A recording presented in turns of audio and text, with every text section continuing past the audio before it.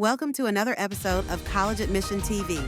Dr. J.P. Novin talks with Dr. Roger Best, president of University of Central Missouri, about AI's dramatic impact on the workforce, distinguishing between job displacement and augmentation, with Dr. Best highlighting UCM's proactive approach to integrating AI into strategic planning and curriculum. Welcome to Season 3 of the Higher Education Leader Podcast, where we're exploring this season AI education and the future of workforce. I'd like to thank our sponsor, directadmit.com, which helps students to find their university of clarity and confidence. I'm also excited that a lot of our sessions are also being streamed on College Admission TV. I'm your host, J.P. Novin, and today I'm honored to be joined by Dr. Roger J. Best, the 16th president of the University of Central Missouri. Since beginning his career at UCM as a finance faculty in 1995, Dr. Best has served in roles from department chair to provost. Before being appointed president in 2018, under his leadership, UCM has reaffirmed its accreditation, expanded innovation programs in fields like data science, AI, and aviation, and deepened partnership through the Missouri Innovation Campus to prepare students for higher demand careers. As a scholar of finance and a champion of affordability, Dr. Best is guiding UCM with a vision of student success, workforce readiness, and community impact at the heart of his mission. Dr. Best, welcome. Yeah, JP, thanks so much for having me. It's a pleasure to be here. Well, tell us a little bit about your background, our audience, and also about University of Central Missouri. Well, thank you for that, and I appreciate the biographical information. That's a pretty good hint as to what my orientation is and how I got to where I am. So I will say that I also happen to serve as our Chief Financial Officer for just a bit of time. And that gave me an opportunity to see both the academic side of the university and the business side of the university, which really in the role as president all comes together and as a sustainable business operation, but also as one that has a core mission of serving students through educational pathways. So we are University of Central Missouri. We've been known by 5 other names over our history. We started as a normal school for the state of Missouri in 1871. And I believe we started with about 30 students in that first class. And as of this fall, we're about 11,000 strong. And so we offer programs, we offer courses, we offer pathways, and more than just education, even though that's a large part of what we still do for serving the teacher demand for the state of Missouri and beyond. But we also have a very large set of programs in the STEM fields. You mentioned aviation is one of our strengths. So we do own our own airport, for example, as a university. And we have a lot of strength as well on the business side and the humanities side. So very comprehensive, hence the regional comprehensive university type designation that we are very proud of. And we serve a lot of first generation college students. So we're in something of a rural setting close to Kansas City, Missouri, but also in a rural environment. And so we can serve both urban, suburban, and rural populations. And we take a lot of pride in that. And your university, thank you for that, has done a lot around AI. I know you're starting to look at various initiatives at your university and its impact of AI on career readiness. Let's start with this particular question. What do you see the impact of AI on the workforce in the next 5 years? And I from a standpoint of the impact on the workforce, I'm not sure 5 years is that's soon enough. I mean, realistically, we're going to see pretty dramatic impact in the workforce within the next couple of years. And there will not be a profession that isn't touched in some way. We can point to some professions that will have less impact. Those are the ones that really do require personal engagement and interaction. But even those professions, the individuals who are serving in those roles will be informed by or be able to serve better through AI-based tools. So from our standpoint, as we're looking at the majors that we have, the disciplines that we offer, both graduate and undergraduate, we don't think that there's anything that we do today from preparing our students for what comes next that won't be impacted in some capacity by AI, some very dramatically so. I'll throw out a couple of examples if that's all right. And I'll do it from the standpoint of a position we have here on campus. We recently hired a new internal auditor for the campus, and we're a shop of one when it comes to that particular area. And my comment to her was, well, it turns out you're living in a great time to be a shop of one, because now you can onboard tools where you no longer have to sample different areas to see how things are going. You can actually truly analyze the entire area and all the data there through the right tools. So whether we think about internal audit or external audit, where there's a lot of labor, a lot of looking into things from a sampling perspective, now you can look at the whole population with the tool and take much less time. So that's just one component of AI and one area that's impacted. But you can run the full spectrum, whether you're in the arts. I've generated, using an AI tool, I've generated songs. I am not a musician. I know nothing about music other than I like it. And now I can go to tools and suggest lyrics or suggest topics and come up with these catchy songs that we then can play and put on our playlist. So I don't think there's a profession out there that isn't going to be impacted in some meaningful way as we move forward over the next 2 to 3 years. So when it comes to industries and professions, there's enablement, so AI enablement, and job replacement, right? Yeah. And obviously there's a lot of uncertainty out there, but I must ask, what profession or industries do you think are going to be potentially replaced and no longer around in the next, let's focus on the next 5 years specifically, because we know every industry is going to be impacted and enabled, but what professions could potentially be replaced? Yeah, so I'll start with one that I don't see getting replaced, just to put it in perspective. So we have an aviation program, and we train a lot of individuals how to fly planes, and ultimately they get certified and go, many of them go to work for either cargo carriers or actual regional or national airlines. So in the near term, 5 years, I don't think people are going to be comfortable getting on a plane if there's not a pilot in the cockpit. So even though the technology exists, the capability exists, using just off-the-shelf technology we have now that is AI enabled to fly planes, we see that capability.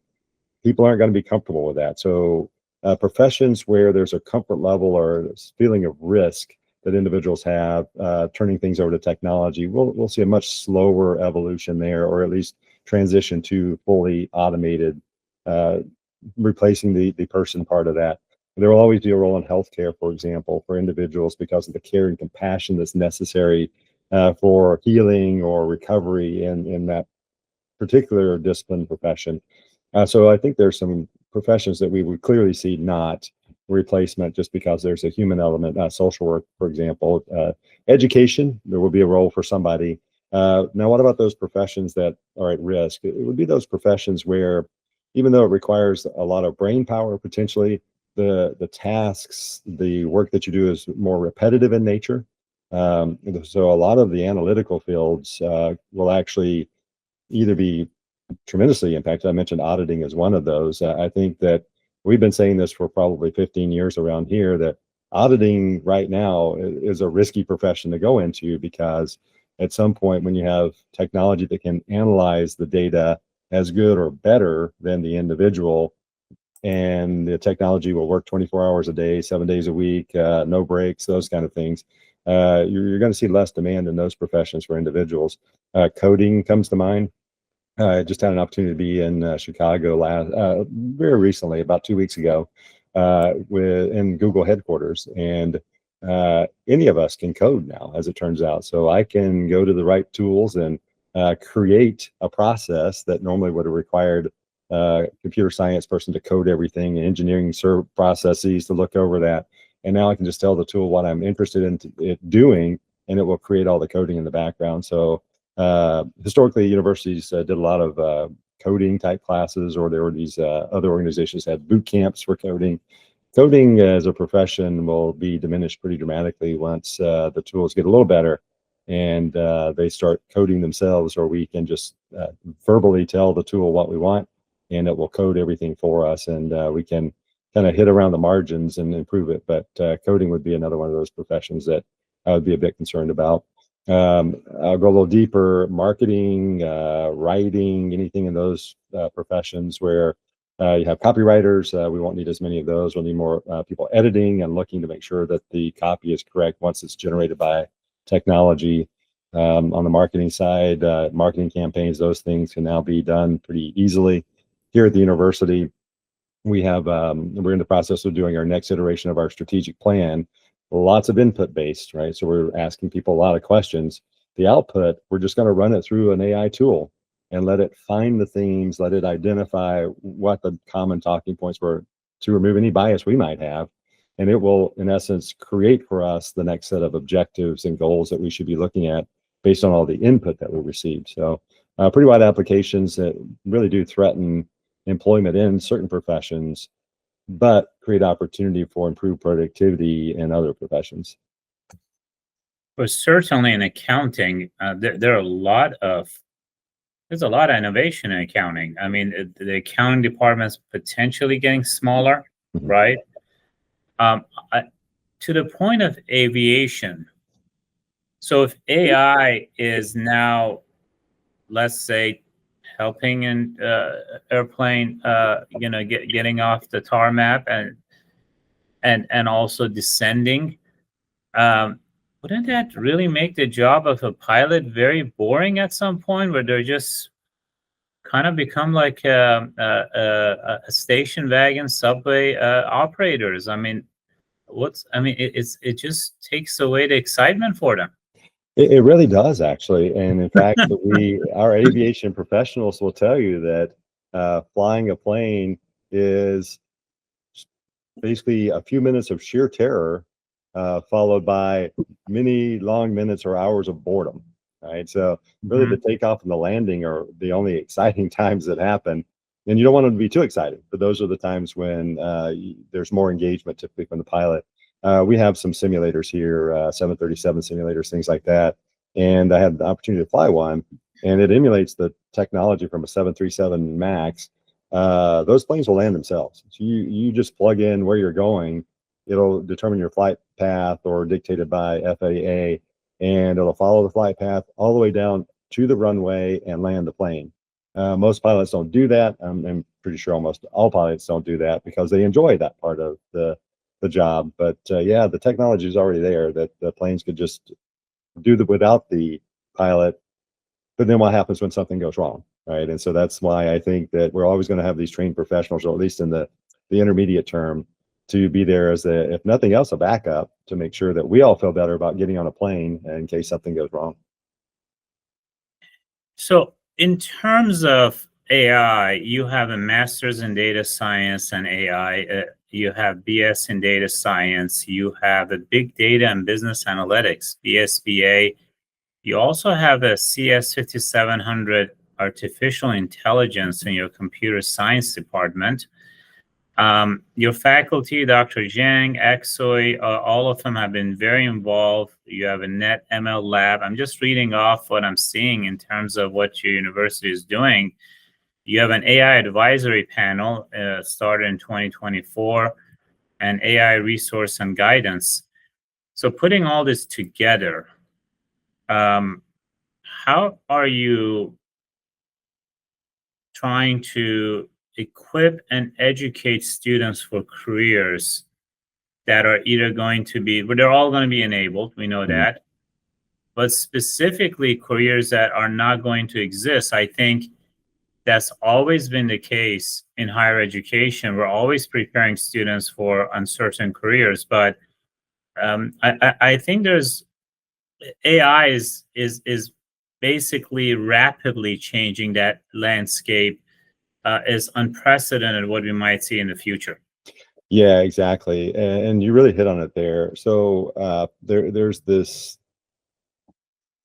connection between what we do from an education perspective and the profession that someone goes into, but we are not vocational. So even though I'm claiming that we've been doing workforce development since 1871 because we were preparing teachers for the state of Missouri, but you have to do more than just do it from the vocational perspective and give someone an idea of the skill sets for an entry-level position. You really have to educate them to think beyond what it is that they're going to be doing when they walk out of our door into somebody else's door, because that's what's going to make you successful.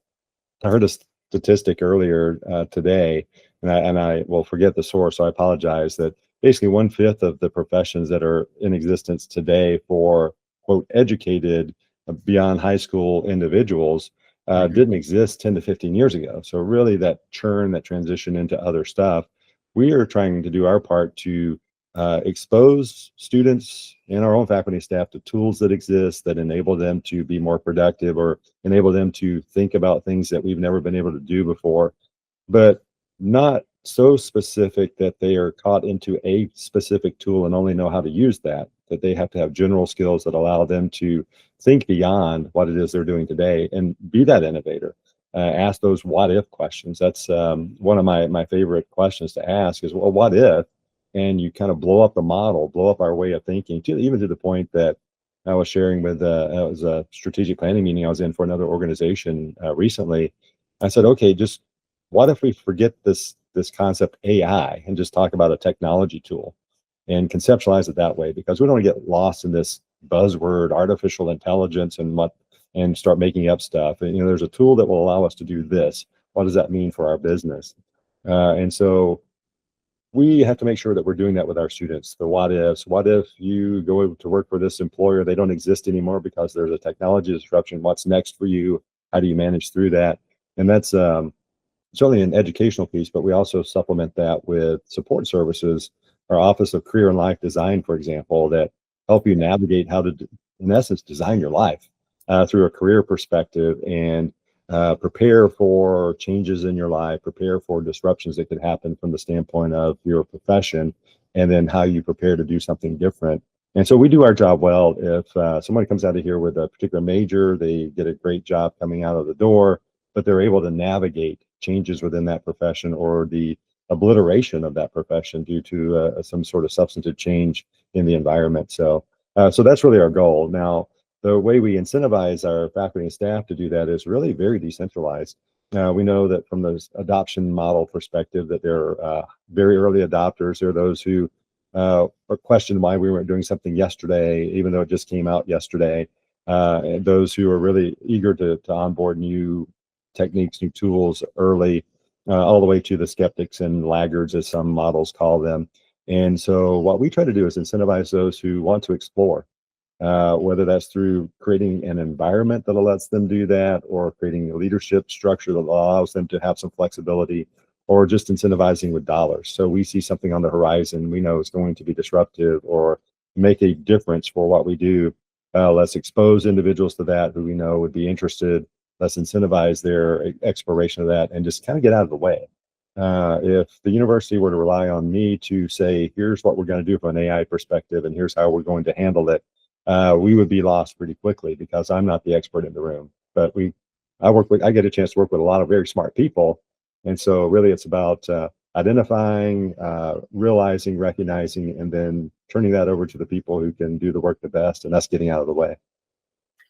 And I think when I talk to students and leaders in higher education, I think there's this concern, which is becoming passive consumers of AI versus shaping the technology. So not just relying on it, right? So the conundrum here is, yes, it's going to make a lot of things easy, but we can become lazy. We have to be proactive. And it really ties into this particular question because no one disagrees with AI literacy.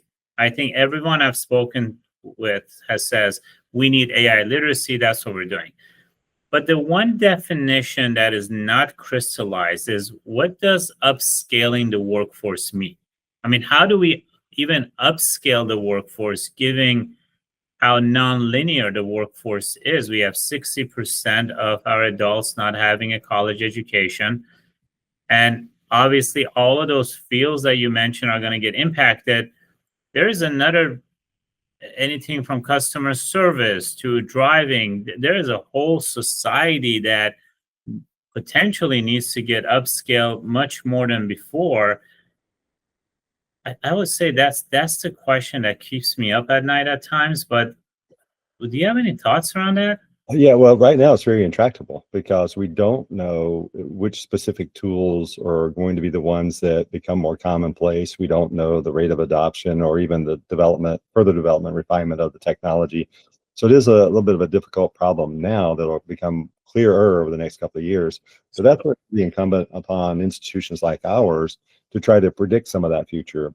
So had State of the University address recently, and we were talking about AI tools and our deployment, how we were going to navigate through. And I made a bold statement. I said, I cannot predict the future, right? And that's true for all of us. But what we have to do in our positions and as universities is try to identify likely pathways or likely directions. And then we start focusing our efforts. So we do have a role. And that's for us where we see an opportunity that traditionally we provide baccalaureate and master's degrees in certain disciplines. But at the heart of what we do, it's education. So why can't we provide the same education on a smaller scale, whether it's through micro credentials or all of those things we talk about today in higher education, but do that for upskilling the workforce. So we have an expertise, corporations, companies, businesses need this, organizations need this expertise for their employees. We can be a partner in that. So that's actually, from our standpoint, talk about the disruption of the technology as a business organization and what we have to do to prepare our students, but we can also play a role in society in preparing others as they upskill or need to transition from what they were doing to something different. And we always try to think of the productivity enhancing side, but if there's displacement that occurs, then what can that individual do to be again productive in some other capacity for either the organization they work for or a different organization? So yeah, the upskilling problem, you're right. It's very difficult to identify where's the scale in that, where's the volume in that, how do we approach that? And that's where we come into play as working with organizations and trying to identify that. But there's not a clear path on that now. It's just really up to us to, I don't like the building the plane while it's flying analogy. Yeah. It really is trying to develop some of this training and upskilling while the tools are still coming into fore, which is the right time because you don't want to do it after the fact. It's too late if somebody's already been displaced and are now struggling to make ends meet in those kind of things. It's really, let's be prepared, help our own employees, but also other employees transition to what will continue to be valuable skills going forward. I guess it's not letting the dust settle completely, but some dust so we could plan strategies around career readiness majors. And how do you think about developing strategies around majors that are going to make your students career ready? Yeah, and one way you look at that with a tool like this is, well, how are we going to build AI into? Are we going to have new degrees that have AI art or something like that? And the way we would tend to look at that is less so. It's a named. I'll give you an example, and it's our own example, so I can criticize us. When the technology was rapidly evolving in the late '90s. We were designated as Missouri's Institution for Professional Applied Science and Technology. And so a lot of programs were either created or that we already had, but we changed the name so that at the end of the name was technology. So even aviation, we had an aviation technology major. Well, at some point it's just ubiquitous, right? So, and I remember in the early 2000s when the iPads were coming out and maybe the later 2000s, and I would have faculty say, oh, we need to use iPads. And I was like, okay, why? And so it's not so much that this tool exists that's shiny and it's kind of fun. It's how does it change not just the pedagogy, but how people are learning. So if it's just, let's throw it in and use it, there's no strategy there, right? That's just consumer playing a game. Really, there has to be a strategy for deploying something that impacts learning in a very positive way. And so whatever the tool is today, so at some point, we won't talk about AI infusion or those kind of things. We'll talk about just this other tool that has made learning better or preparing our students better. Now, our hope in that, of course, and this is getting to your question, is that as we're showing students how they're being prepared to utilize tools and techniques that are in the profession, or that allows them to adapt, that they're able to carry that forward to either their employer, their organization, and become that valuable individual to say, here's the tool, here's how we can upscale our workforce, or here's how we can use this to make our workforce better, but also to be cognizant of the impact on that workforce. So for us, it's educate, train, show, and make sure then on top of that, that they were able to carry that message themselves and be prepared to share that with their organizations and their businesses. In 2023, I interviewed nearly 100 presidents, asking them, what are the headwinds that concern you the most? And one of the top 3 headwinds was this enrollment cliff. And I don't think that's gone away in every state, but it's still a concern. But I could tell you that this year I spoke to another 100 university presidents, and I'm curious about how you feel about this, and the perception, the negative perception of value of college actually superseded the past concerns about enrollment cliff. Yes. And I think with the advent of AI, think about a parent or a student, especially certain demographics are being impacted much more because of this unusual economy that we've had. I guess this is 2 questions. Do you see that as a concern, the negative perception of a college education? And secondly, how would you respond to a parent that says, what is going to happen to my kid who's interested to do political science and go to law school, right? There is a value in that. I'm just giving a small example, but we'd love to hear your thoughts about those. Yeah, so I mentioned that I had recently had my State of the University address. And one of the things that I did was just kind of hit all of this head on, this notion of change. And I did it from a historical perspective. So I went back over the last 20 years and then beyond to show major shifts in higher education, whether that's technology or approaches, and some of the headlines that existed during that time frame of disrupting higher ed. It will, higher ed will go away, those things. And yet we're still here and still providing value to, and I'll just call them consumers, and then ultimately society. But that's because we maintain that focus on what is the value add. And I jokingly even created a couple of newspapers from the year 1440, which is when the Gutenberg press was invented, where monks were claiming that academics would be ruined by the Gutenberg press. And yet, if you look at how good education is today, and that's not just in higher ed, but how good education is today in terms of how much students are able to learn and how much they're able to do, it's so much better today than it ever has been. And so for us, it's easy to see this as a threat. It's commonplace that now people can not only have access to information, but they can actually do things with these tools that exist that used to require a university degree to do those. And so, we can go and put our head in the sand, we can go to our shell, or we can realize this is that next iteration. And it is that moment, like the dawning of the internet age, or the dawning of MOOCs, or the dawning of the press, the Gutenberg press, where we have the opportunity to not redefine who we are, but now look at that next version of how do we add the value to the educational process for our students. And I hate to say this, but one of the biggest values that we potentially add from a societal standpoint is the certification of the individual. So we award degrees for a reason, right? We say this person knows something about this and they have certain skill sets. This is why the degree is awarded. So there's still going to be that role for certification. That's that independent third-party certification of an individual's skill sets. Our hope, of course, is it's much more than that. That sounds very transactional, but it does become incumbent upon us to make sure that we understand how we continue to be a value add beyond in basically what the tools can help people learn. I give a lot of credit. I mentioned I was at Google, and we get no sponsorship from Google. We're a platform for Google. We pay for that through a subscription. When I was in their offices recently, their mission is a tutor for every student and a TA for every educator.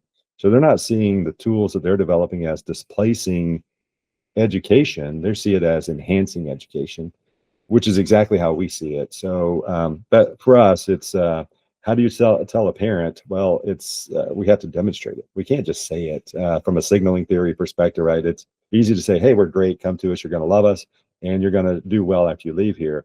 We need to demonstrate that every day by showing how we're making those changes or evolving to address that next iteration. And political science major, want to go to law school. So we talk about, all right, well, let's talk about why you want to do that. What does that mean? And what do you see yourself doing once you get that law degree? If I were looking at law school preparation now, I would question, why are we going to have so many law clerks going forward? That used to be, you hire a clerk, they delve into all the case law, they have to find all the stuff. The tools are there now where I'm the lawyer, I'm the judge, I can type in 4, 5, 6 words, and I get all the case law summarized for me with all the references. So do we really need clerks going forward? So I would try to condition it as, here's the uncertainty you will face. So here's how we're going to try to prepare you to be valuable still in an environment where this is going to transition to something that looks different in a very few short years.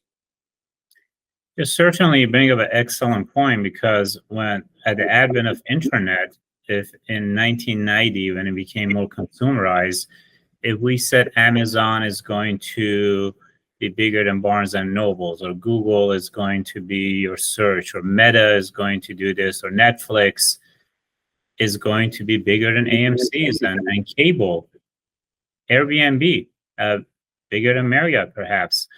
Who would have thought all of that would happen? And I'm wondering if the fact that the speed by which we're seeing AI evolve is almost daily. It's not even annually or quarterly. It's like daily we're seeing new things coming out. Probably the speed by which new economies are going to be created is just going to be faster as well.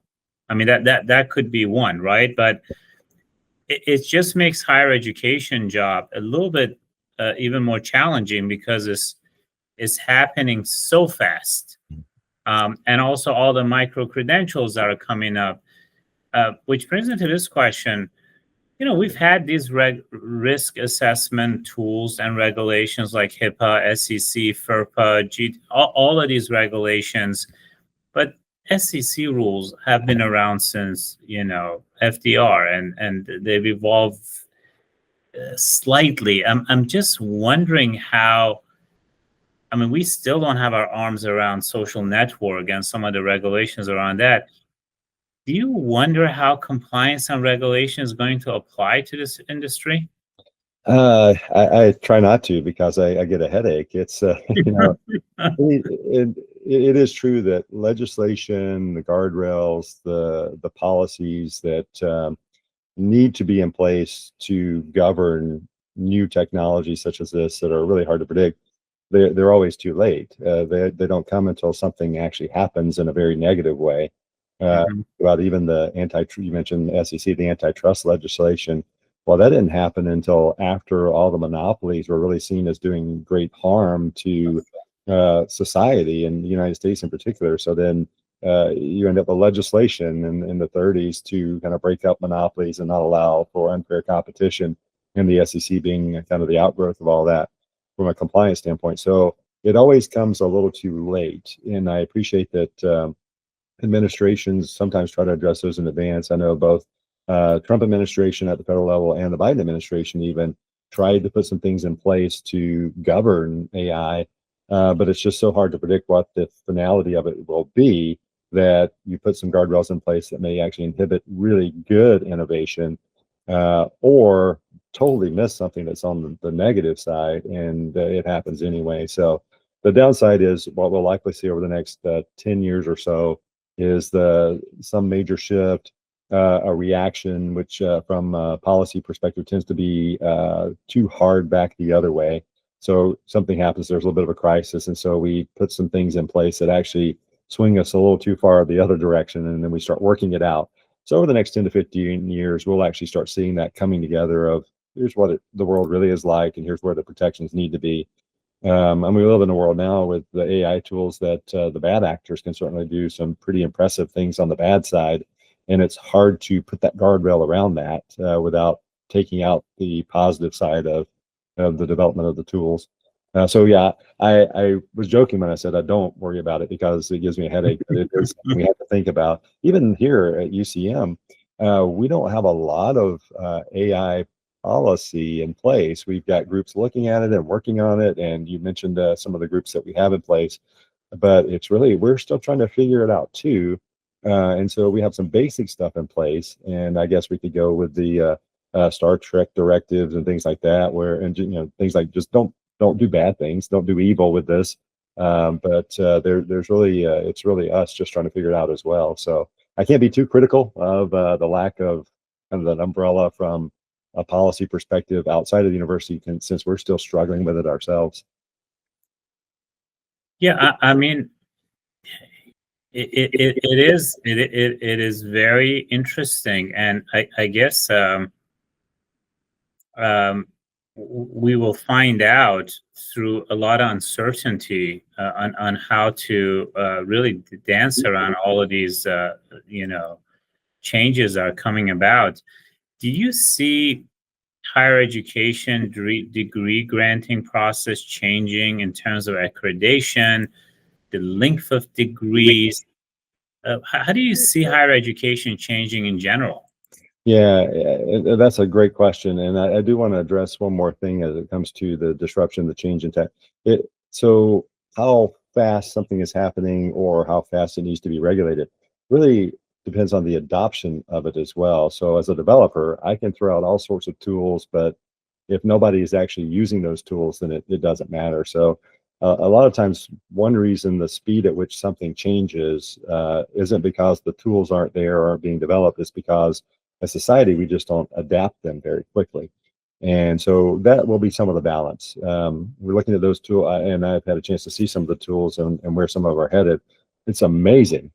The downside is if nobody's exposed to them or has access to them or is interested in them right now, they're not going to go anywhere. So there will be this kind of societal balance up against the ability to transform and adapt and change, and the speed with which we can do that in society up against the development that's actually happening. And so I did want to point that out. So then on the higher ed side, we already see some of those changes coming that you mentioned. The push for what are referred to as 3-year baccalaureate degrees, or how degrees are issued. So yeah, we're already seeing those pressures, and that really is invariant of the technology. That's really more about are we able to prepare individuals for whatever it might be in a timely manner, in a manner that's the speed matches their need to be upskilled. And so, yeah, we're seeing some of those pressures already, and that's just part of the value proposition as well. It's, if I ask the question, why should it take 4 years to earn a bachelor's degree? And the answer is, well, it actually doesn't. You can do it faster than that, but 4 years is kind of the average we put out there as the expectation. All the way to now intentionally designing degree programs that shouldn't take 4 years, that they should take 3 years. But to me, it's really a matter of since we look at a lot of things from a workforce perspective, what do employers and society want from somebody that holds a degree? Name the kind of degree, name the institution. What are they demanding for that? And then how do we make sure we're matching that up against really the broader principle that we do have standards we need to uphold, right? We're not just going to cater to a market. We need to make sure that when we put our name on someone and their degree, that there's a certain set of outcomes and standards that have been met to do that, regardless of whether that took them 2 years or 10 years to do. They've met those standards and they have achieved those outcomes. So I think we're going to start getting away from the time certainty of a degree to the outcome based. It'll take us a little while to get there, but we'll go to more outcome. And so when you see a degree, it's okay, they've achieved it. We do this now. Here are the outcomes they've achieved. We can show you those, but we also put it in a time dimension that sometimes doesn't make a lot of sense. If I can learn faster, be prepared faster, why should I wait all this time to get my degree? Versus if I can't learn that fast, then maybe I need to take a slower pace. So we'll start seeing a movement away from time-based degrees to more truly outcome-based degrees.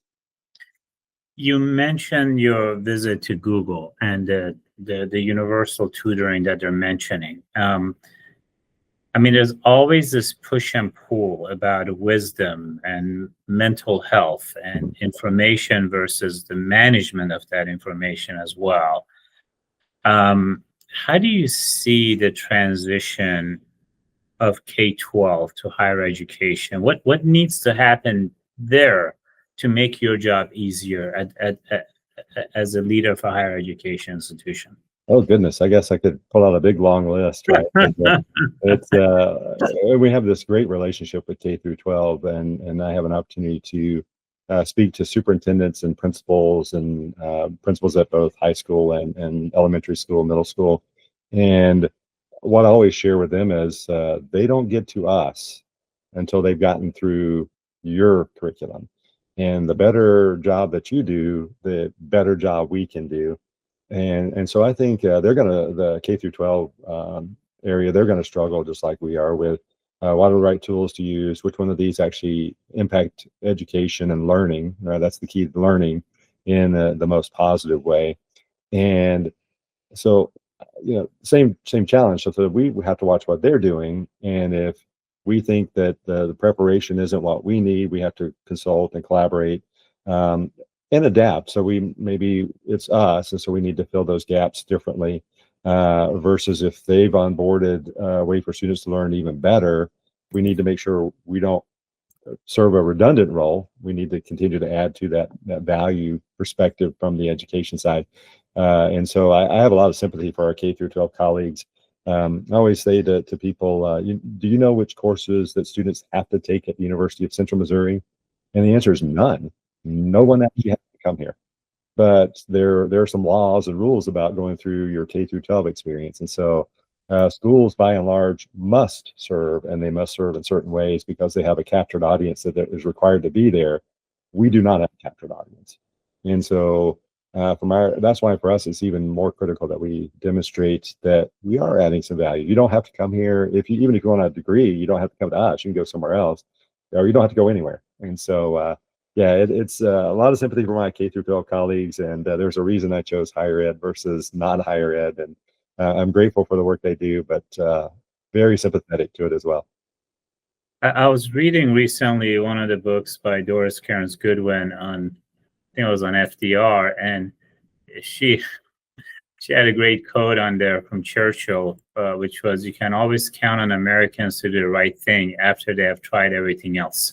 And I think AI is one of those things. We're going to try a lot of things. So last question: where do you see University of Central Missouri 5 years from now? Yeah, so the interesting thing is about all these changes and everything we're talking about and the speed with which they're changing, we will still be here, and in many ways, it will feel like we're still doing a lot of the same things. We'll still be granting degrees. We'll still have a residential population. We'll be serving a non-residential population as well. We'll be serving more globally. We have actually a lot of international students who come to the university. And so you'll see us continuing to serve on a global scale, maybe even differently than we're doing now, but still serving a lot of Missourians and a lot of students from the United States. So on the surface, you're not going to see what looks like to be a lot different. It's when you start delving down into what we're doing and how we're doing it. And I love talking to our alumni, even those who've been out just a few years, and telling them what we're doing today. And they're always amazed that we've changed so much since they were here, just in how we approach or how we help them learn or help them be successful. And so that's really my vision is that those who graduate today, when they come back in 5 years, University of Central Missouri, loved it, it's a great place. And then they start seeing in depth what we're doing. It's like, oh my goodness, I didn't realize you were doing these things. And that's because we continue to evolve and try to stay ahead of this curve of how do students learn best. And so I think in some ways we'll look a lot like we do today, but in many ways, when you see the details, you'll realize the curriculum has moved very dramatically. The tools we use very dramatically. The student experience, because of our AI enablement, has become even better. and our processes are easier to navigate. That's always a dream of mine as a president. So I think in many ways will look the same, but underneath the service, it will be a lot different. President Best, thank you. It's been a pleasure. Thank you so much. We hope you enjoyed this episode of the College Admission TV Presidential Podcast. Stay tuned for our next episode, where we'll bring you another insightful conversation with a distinguished leader in higher education.